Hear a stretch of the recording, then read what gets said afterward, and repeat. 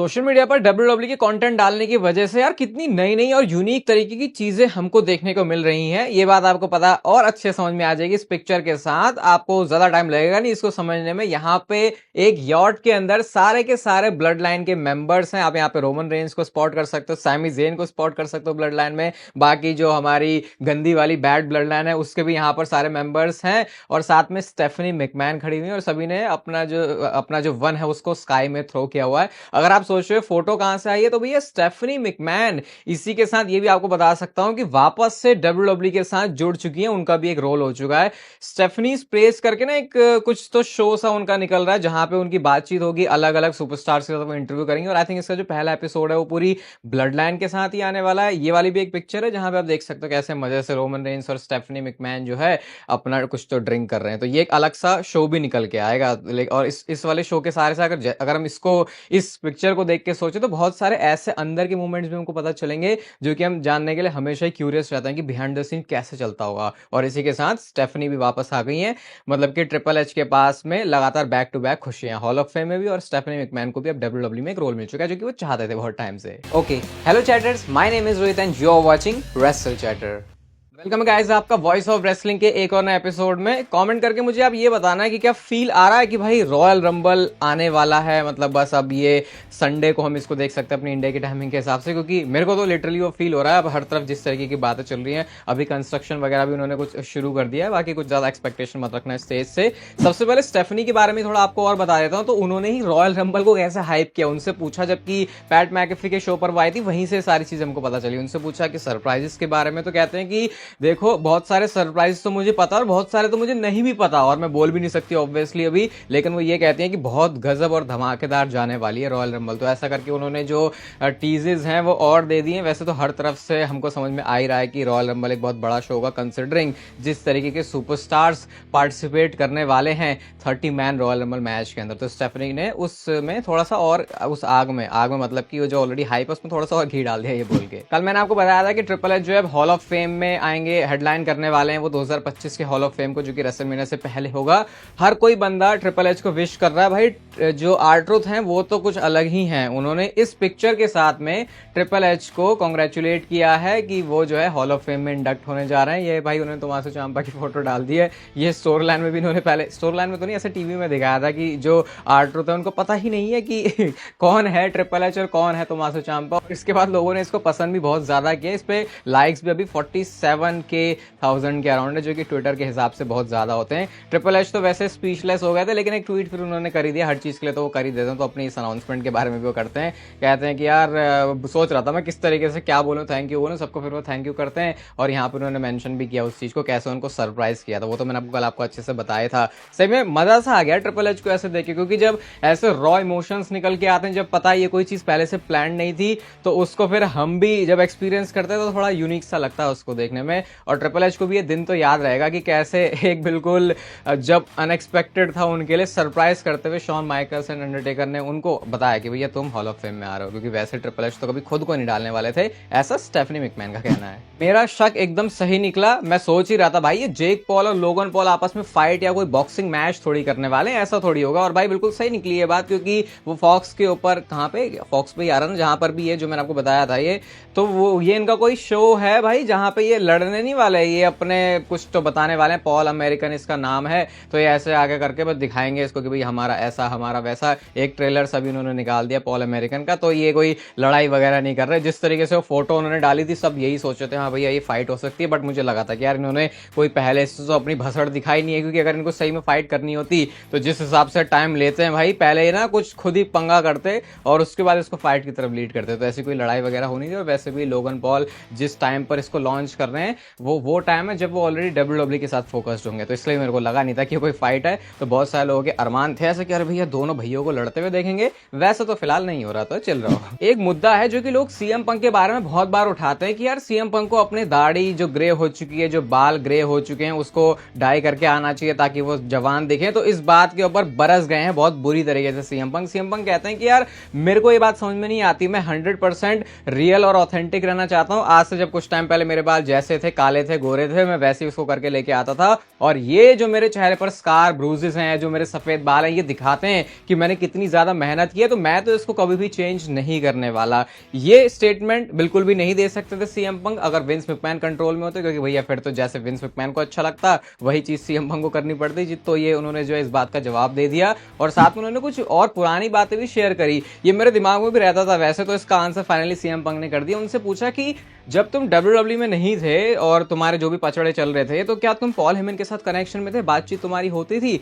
तो उन्होंने बोला कि देखो हुई तो है, लेकिन ऐसी नहीं हुई जैसे कि हमारा रिलेशन था। और भाई मुझे लग रहा है बच कर निकलने की कोशिश कर रहे हैं सीएम पंग, क्योंकि अब शायद वो पॉल हेमन के क्लोज इसीलिए आए हैं क्योंकि वो WWE के साथ साइंड है, वरना फिर आपको पता है बिजनेस में ज्यादा किसी का कोई दीन ईमान धर्म होता नहीं है। उन्होंने बोला कि यार देखो, मैं ना लीगल कोर्ट कचहरी के चक्करों में था, तो मैं कोई भी ऐसी बात बोलता, क्योंकि अगेंस्ट में तो WWE पार्टी थी और पॉल हेमन WWE के साथ ही थे, तो कोई ऐसी बात ना हो जिससे मेरा जो केस है वो स्ट्रॉन्ग, वो वीक पड़ जाए और उनका स्ट्रॉन्ग हो जाए। तो इस वजह से मैं चाह कर भी ज्यादा कुछ बातचीत नहीं कर पाया। कुछ इस तरीके से उन्होंने एक्सप्लेन करने की कोशिश करी। और करंट स्टोरी लाइन से रिलेटेड जो सबसे बड़ी चीज है कि वो फेवर क्या होने वाला है, सीएम पंग ने ऐसी बात बोली है जो कि हम सारे लोगों का जो शक है शायद उसको यकीन में बदल रही है। उन्होंने बोला कि वो जो फेवर है ना, वो ऐसा है कि पॉल हेमन भी अनकंफर्टेबल होगा उसको करने में। अब अनकंफर्टेबल पॉल हेमन को कैसे किया जा सकता है, ऐसी कुछ बात उनसे करवा के जो कि शायद रोमन रेंज से लिंक्ड है। और फिर अगर मैंने एक स्पेकुलेट करके बताया था रॉयल रंबल में भी क्या पता वो फेवर निकल के आ सकता है कि सीएम पंग बोले भैया चल मेरी मदद कर, या फेवर ऐसा होगा कि क्या पता दोनों बंदे ही साथ में आ जाए। मतलब कुछ भी ये हो सकता है, लेकिन अगेंस्ट में ही लग रहा है ये पॉल हेमन के। और पॉल हेमन के अगेंस्ट होने का मतलब है कि तुम रोमन रेंज के भी अगेंस्ट ही हो। और फिर हम रूमर्स तो सुन रहे हैं कि शायद रेसलमेनिया में इनका मैच भी हो सकता है। तो मुझे लग नहीं रहा वैसे अब ज्यादा कुछ टाइम है कि WWE इस फेवर वाली चीज को छुपा के रखने वाली, क्योंकि इन्होंने इसको इंटरव्यू में आउट किया है। तो अगर ये रेसलमेनिया के बाद की कहानी है तो अभी तो कोई जरूरत थी नहीं, तो शायद पता लगने वाला है हमको इस फेवर के बारे में। रेसलमेनिया से तो लिंक्ड है इसका। अब इतनी सारी बातों को सुन के तो ऐसा ही समझ में आ रहा है। मंडे नाइट रॉ के एक शो में जब गोल्डबर्ग आए थे तो ऐसा लगा था कि भैया अब तो उनका अगला मैच होने वाला है, बस सऊदी अरब के शो में वो चले जाएंगे। फिर ये पता चला कि 2025 में एक रॉ के एपिसोड में वो आएंगे, वहां पर भी वो नहीं आए। लेकिन अब मैं थोड़ा सा आपके लिए चीजों को ईजी कर सकता हूँ। उनकी स्टेम सेल ट्रीटमेंट चल रही है, थेरेपी चल रही है, जिसमें ये थोड़ा सा ना एक लंबा सा प्रोसीजर हो जाता है। तो गोल्डबर्ग ने बताया कि वो अच्छे से ट्रेन कर रहे हैं और प्लान अभी भी वैसा ही है उनका 2025 में अपना रिटायरमेंट मैच करना WWE के अंदर ही। लेकिन शायद कुछ तो WWE ने छोटे मोटे प्लान्स में चेंज किए हैं। और गोल्डबर्ग की बातों से भी ऐसा लग रहा है कि शायद सिर्फ एक ही मैच करने के लिए आ रहे हैं। गोल्डबर्ग ऐसा नहीं है कि वो 2 या 3 4 5 मैचेस करेंगे। उन्होंने बोला कि क्या मैं सिर्फ एक नाइट के लिए इतनी मेहनत कर रहा हूं? जो मैं ऐसा सोचता हूं तो लगता है कि अरे भैया कुछ तो है तगड़ी चीज यहाँ पे। तो इससे शायद वो हिंट भी कर रहे हैं कि वो सिर्फ एक फाइनल मैच के लिए ही आ रहे हैं, कोई ऐसा नहीं कि वो 2-3 मैचेस आके रेसल करेंगे। फिलहाल तो ये समझ में आ रहा है। बाकी सबसे बढ़िया प्लेस क्या हो सकती है रेसलमेनिया के अंदर उनका एक मैच, क्योंकि वो एक रिटायरमेंट के लिए भी एक सही चीज हो जाएगी। हाँ, बहुत सारे लोग गोल्डबर्ग को देखना नहीं चाहते कि भैया तो रेसल नहीं कर सकता। मैं तो ऐसा नहीं बिलीव करता। मेरे हिसाब से तो बड़ा स्टार आता है तो वाइब तो बन जाती है शो की, फिर चाहे उसके बारे में लोग अच्छा बोले या बुरा बोले। तो मैं तो डेफिनेटली इंटरेस्टेड हूं। कोई नाम है आपके दिमाग में वैसे जो कि गोल्डबर्ग का ओपोनेंट होना चाहिए रेसलमेनिया अगर जैसी बड़ी स्टेज पे मैच हो रहा है, और उनके लिए रिटायरमेंट मैच, और शायद किसी बंदे के लिए उनके साथ रिंग शेयर करना एक बड़ा मूवमेंट उसके करियर के लिए बना सकता है। नेटफ्लिक्स पर WWE आ चुकी है, अच्छे से रॉ आ चुकी है। अब मैंने आपको, अगर आप एक्टिव चैटर हो गए तो याद होगा, ये बताया था कि नेटफ्लिक्स के जो ओरिजिनल्स है, जो नेटफ्लिक्स पर खुद जो उनके शोज, वेब सीरीज, जो भी इनको मूवीज वगैरह आती हैं, उनके साथ कुछ कोलैब भी हो सकता है जो कि उसकी ऑडियंस को WWE में लेके आए। तो ये स्क्विड गेम जो आपको पता रिसेंटली कितनी पॉपुलर सीरीज रही है, उसका दूसरा सीजन भी आया था। कि मैंने दूसरा सीजन देखा है, मैंने बोला तो भाई मैंने पहला भी देखा था, वो बहुत पहले देखा था। तो ये कुछ रेयर शोज में से है, वेब सीरीज में से जिसको मैंने देखा है। तो ये फोटो आप देख सकते हो, ये स्क्विड गेम के बंदों के साथ ही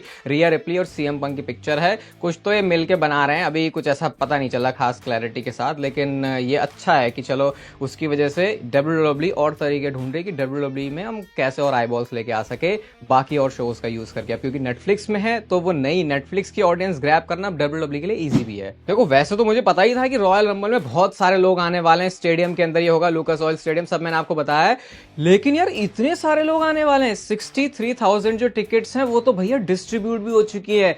और अगर आज से कुछ साल पहले जितनी ये अटेंडेंस है, ये भाई नॉर्मल रेसलमेनिया के शो जितनी अटेंडेंस है WWE ने इस बार रॉयल रंबल के अंदर ही बुला लिया। और मैंने तभी आपसे बोला भी था कि ये WWE का हाईएस्ट गेट होने वाला है किसी एक इवेंट के लिए, जो कि नॉन रेसलमेनिया इवेंट है, यानी रेसलमेनिया के अलावा किसी और शो से इतने ज्यादा WWE का सबसे बड़ा गेट निकल के आएगा। और भाई इन्होंने तो भाई पूरा माहौल और वाइब्स ही बना दिया। अब सोचो रॉयल रंबल मैच चल रहा है 30 मैन वाला, उसमें कुछ सरप्राइजेस हो रहे हैं, बड़े बड़े नाम CM पंक जॉनसन निकल के आ रहा है, तो क्या माहौल बन जाएगा। और ये तो आपको बताइए WWE में हम माहौल से भी कितने ज्यादा हमको फर्क पड़ता है, क्योंकि कोई मैच अच्छा चल रहा है, लोग उसमें एनर्जेटिक नहीं है तो लगता भी है भाई थकेला सा है, लेकिन एक थकेला सा मैच अगर क्राउड उसमें एनर्जेटिक है तो उस मैच की फील ही अलग आ जाती है।